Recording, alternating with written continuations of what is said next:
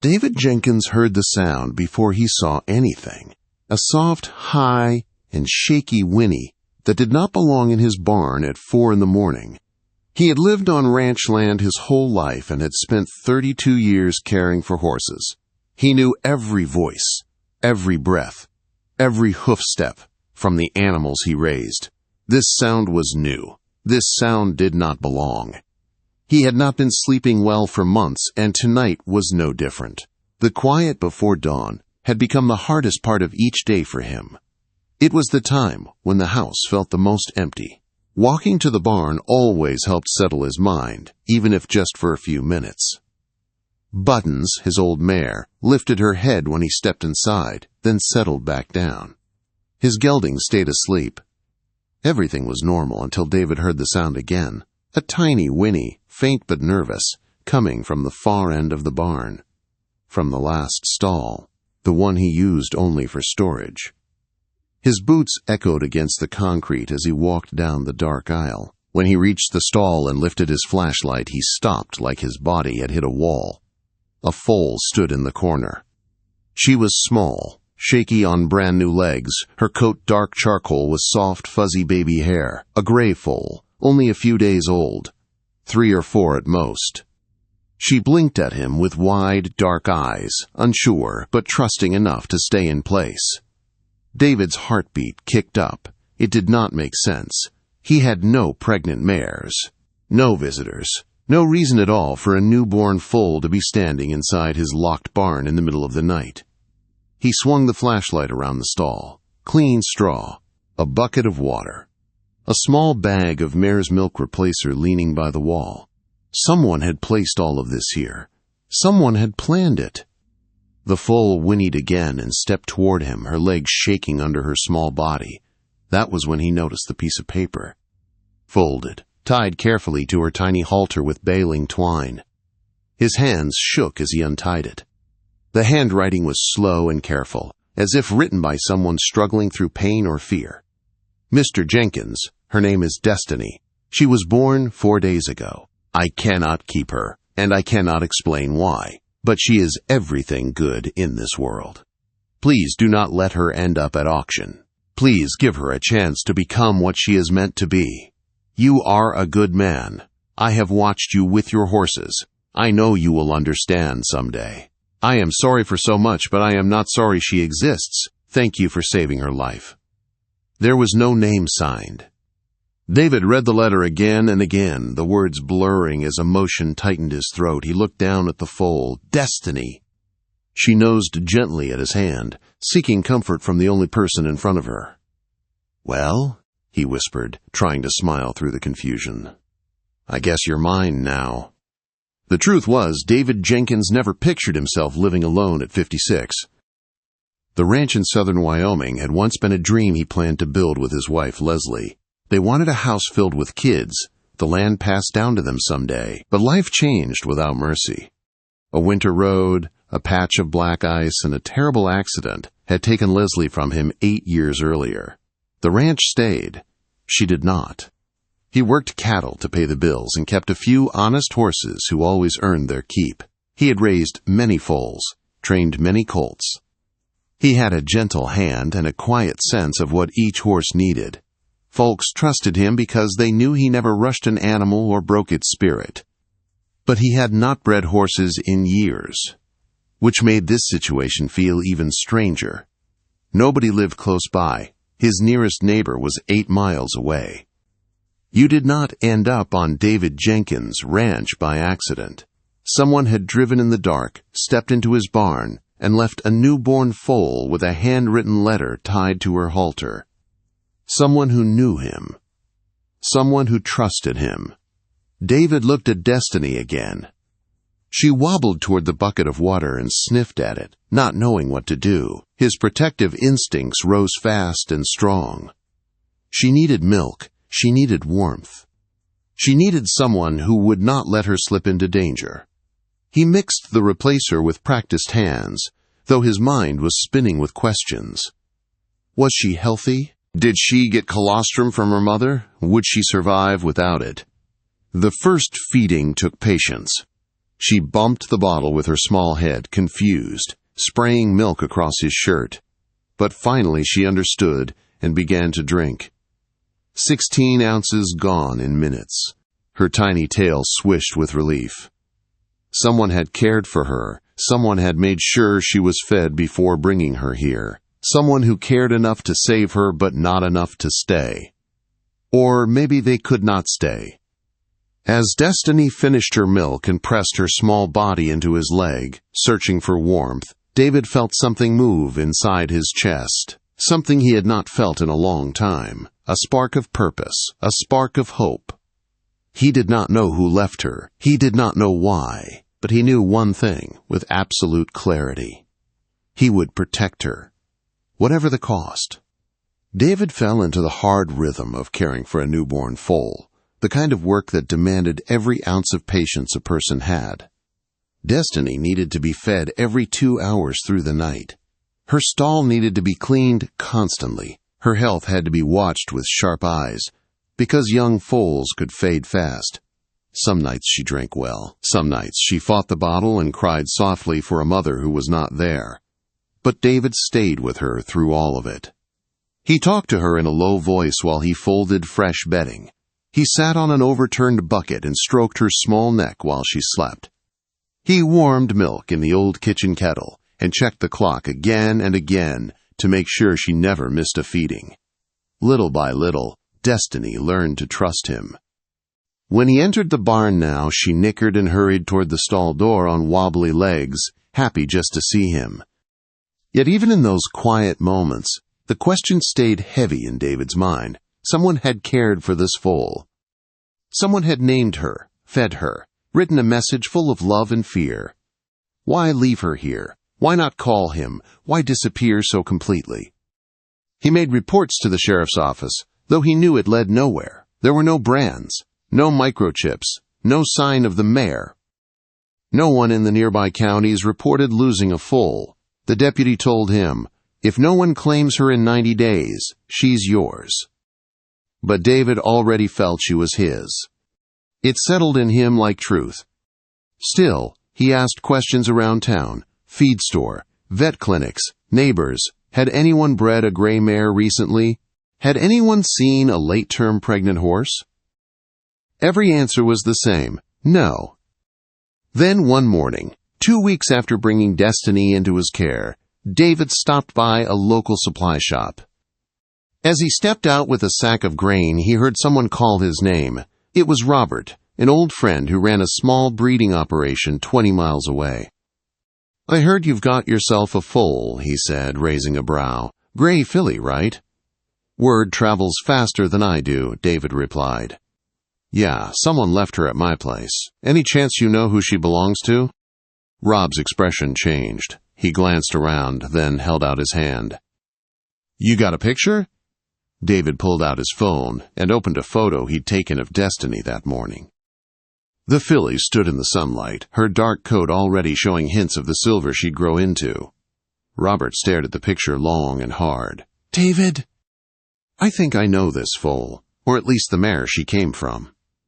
They met the next morning at the ranch. When Robert saw Destiny in person, he did not hesitate. "Yeah, I'm almost certain. She looks just like Sterling Silver Dreams line. You ever heard of that mare?" David shook his head. "Most folks in performance circles know her," Robert continued. "Dream's a champion, reigning horse, futurity winner. Her foals sell for serious money. And she was bred last year to a stallion named Destined for Diamonds. Big time sire. Stud fee alone is a few thousand." David blinked at Destiny, who was busy chasing a leaf across the paddock. "You're telling me this filly is worth $20,000 or $30,000? "Easily," Robert said. "But there's more. Dream belongs to a woman named Christina Wells. She had a bad accident not long ago. Real bad. From what I heard, she's in a rehabilitation center and hasn't been home in months." A cold feeling crept into David's chest. "What kind of accident?" "Got thrown. Broke her back. Head injuries. Some folks said she wouldn't walk again. I don't know how much is true, but her whole life got turned upside down." David frowned, the letter's shaky handwriting flashing in his mind. "I can't explain why." Please save her. You'll understand someday." Robert noticed his silence. "Why do you ask?" David pulled the folded note from his pocket. "The person who left Destiny wrote this. Does the handwriting look familiar?" Rob studied it. "Could be hers, could be, but I don't know for sure. I can tell you this, though. If that foal is Dreams, something serious must have happened. Because nobody puts that kind of horse in a stranger's barn unless they're desperate." David waited until Robert left, then walked back to Destiny's paddock. She stood there, bright-eyed and full of life. She had no idea she was the center of a mystery. No idea she carried the weight of someone's hope, someone's fear.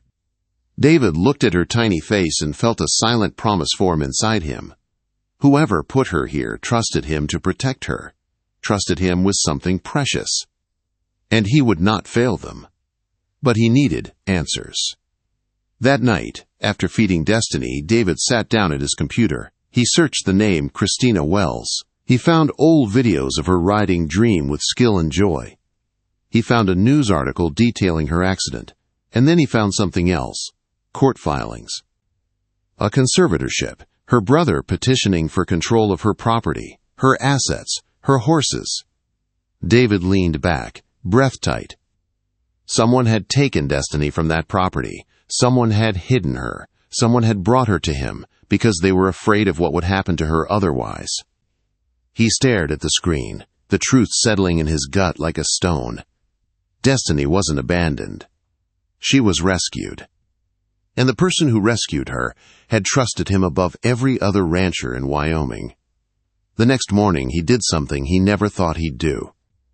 He dialed the number listed in the breed registry database for Sterling Silver Dream. It rang 4 times. Then a soft voice answered. "Mr. Jenkins, this is Christina Wells. You said you have my foal." Her voice trembled, not with fear, but with hope. David stepped onto the porch with the phone pressed to his ear, the early Wyoming wind brushing against him, as if the land itself was waiting to hear what came next. Christina's voice was soft and slow, the sound of someone working hard just to get each word out. But her mind was clear. Her questions were sharp. She remembered every detail about Dream, the breeding, the due date, the stallion, and the moment she heard Destiny was alive, her breath caught in a mix of relief and heartbreak. They talked for nearly an hour. "I was 3 weeks in the hospital before I woke," she said. "By then, everything was gone, my horses, my home, my rights. My brother sold almost all of them while I was unconscious." David could hear the pain beneath her calm voice. "What about the mare?" he asked. "Dream?" "She stayed with my neighbor Elaine," Christina said. "She begged Richard not to move her before foaling." He agreed, but only because he thought he could sell Dream and the foal for more money later. David felt anger rise through his chest. So he was planning to sell a newborn foal. "He doesn't understand horses," Christina whispered. "He only saw dollar signs." Christina explained how Elaine had called her the day Dream gave birth, how she had described a perfect gray filly, strong and healthy, how she had also warned that Richard was making calls, arranging buyers, separating mare from foal. "It broke me," Christina said, voice shaking. "I couldn't protect any of them. I couldn't even walk yet. But Destiny, she was special. I asked Elaine to save her, to take her somewhere safe. We searched for ranchers with good reputations. Your name came up again and again. So I wrote the note. Elaine brought her to you in the night." Quote, David stood silent for a long time, the truth settling deep in his bones. Someone hadn't abandoned the foal. They had trusted him to save her. "What do you want me to do now?" he finally asked. Christina's answer came slow and heavy. "Keep her, raise her, give her the life I can't right now. And someday, if I'm strong enough, I'd like to see her again." That call changed everything. Over the next 3 months, David helped Christina fight for her life back. His lawyer, Beverly, took her case. Doctors testified she was mentally capable. Therapists confirmed steady progress.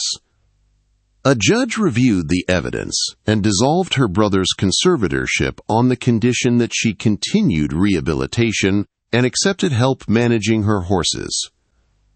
David agreed to be that help.